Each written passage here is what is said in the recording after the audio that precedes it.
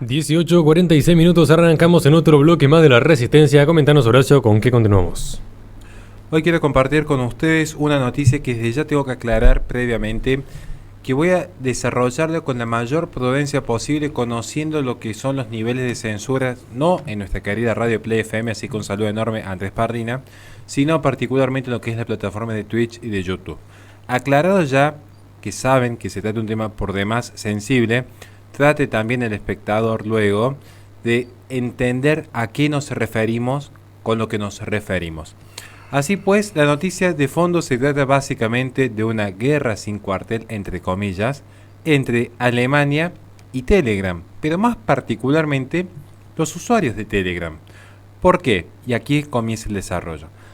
Las autoridades de Alemania han restringido la información que mandan los ciudadanos a través de la plataforma de Telegram y particularmente de lo que es cierto contenido vinculado a las políticas que lleva adelante el disciplinamiento médico a nivel mundial. Tras el ascenso del nuevo poder en el gobierno, entiéndase una suerte de coalición de extremo centro, porque hay desde espacios más liberales hasta espacios de una izquierda similar a la que se puede llegar a ver en América Latina, se ha empezado a experimentar algún tipo de podríamos decir, regulaciones en materia de información pública, o mejor dicho, en regulación y censura de información publicada. Lo que la población no esperaba era que el Partido Liberal FDP, que forma parte del gobierno en coalición con el socialismo y el ecologismo, anuncie este espacio las prohibiciones y regulaciones a la libertad de expresión de los ciudadanos.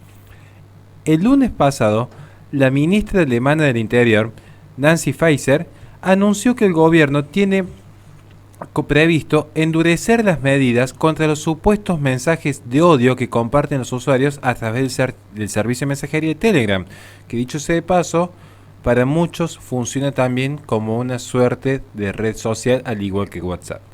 Así, el martes se han enterado muchos alemanes en boca del propio Buschmann, el ministro de Justicia, que se está militando desde el Partido Liberal para que el gobierno de coalición empiece a regular los mensajes que se transmiten por la red de Telegram para evitar que los usuarios difundan información en la cual les puedan quedar expuestos ciertos mensajes nocivos en torno a la pandemia.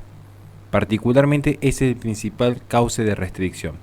Estas restricciones que se muestran intentan desacelerar la información de protesta que comparten los ciudadanos alemanes en torno a lo que son las restricciones, la obligatoriedad con la utilización de cierto pasaporte, la forma forzada en la que muchos ciudadanos deben dar su cuerpo a lo que es el disciplinamiento médico.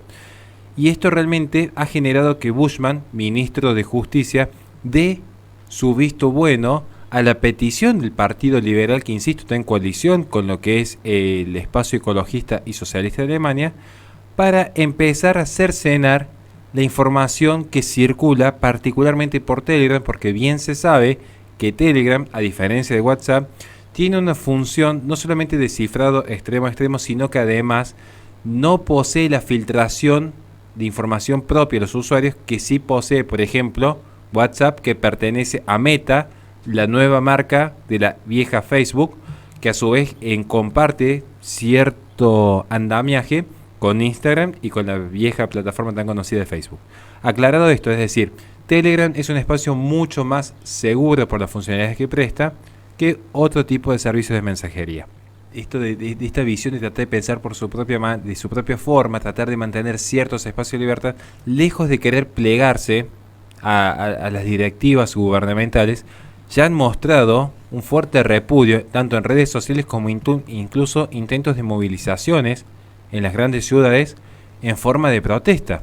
Es decir, acá lo que se está viendo, que lo que quieren realmente es establecer una suerte de mordaza a los disidentes, pero acá hay una cuestión que es muy particular. Porque se dijo, claro, como se trata de Alemania, que estaban emulando prácticas de allí de mitad del siglo XX, están queriendo cerrar diarios, Están queriendo cerrar revistas, cerrar radios, televisoras.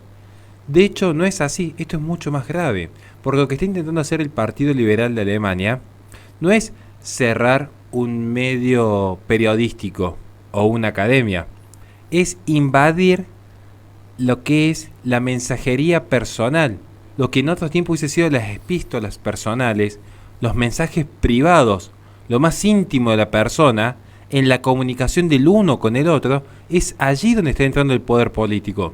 No estamos hablando ni siquiera de un poder supraestatal que vino a cercenar lo que estamos diciendo aquí en la radio, sino que es el propio Estado, el propio espacio político, invadiendo la esfera más íntima de la persona en su comunicación en confianza, donde no está dirigido a una red social masiva como puede ser un mensaje distribuido en Twitter, como puede verse de repente un candidato que postea cualquier tipo de idea.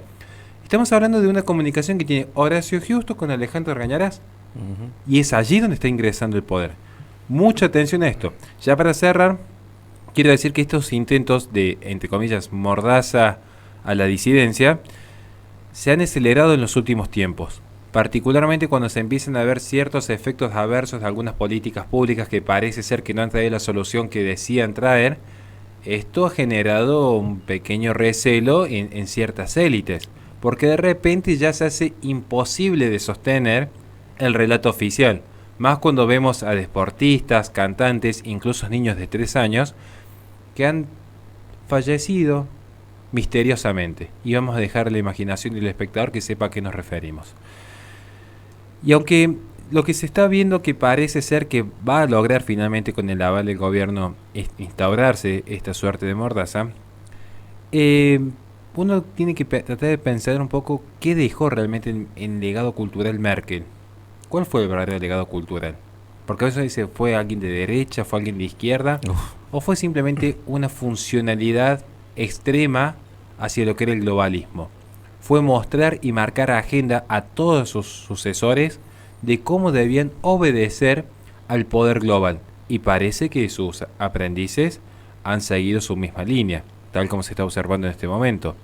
Uno podría esperar que de ciertos espacios realmente totalitarios como el socialismo o el ecologismo, se intentase promover este tipo de acciones invadiendo la esfera íntima, pero que provenga particularmente del Partido Liberal es cuanto menos llamativo.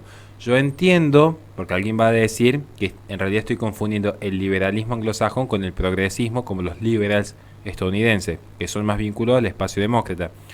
De hecho no es así. En este caso particular nos estamos refiriendo expresamente a lo que es el Partido Liberal, con las bases incluso más vinculadas a un pensamiento, no vamos a decir minarquista, pero ¿por qué no objetivista? Para que lo puedan entender en términos más filosóficos. Esto es lo que quiero decir porque al anuncio de este espacio, tan solo a los 5 días, el ministro de Justicia ya intentó poner en marcha todo un sistema para llevar a los tribunales a quienes en redes sociales estuviesen criticando esa práctica que implica que uno se siente y ponga su cuerpo a merced de un profesional de la salud para que lo trate allí en esas largas filas de disciplinamiento. E incluso ha intentado promover la persecución judicial a quienes organicen protestas callejeras en contra de las restricciones tan habituales que se ven. Así que, ¿quién dice si no se ven conflictos similares a los que en su momento se vio, por ejemplo, y pienso en este momento, Hong Kong? ¿Por qué no?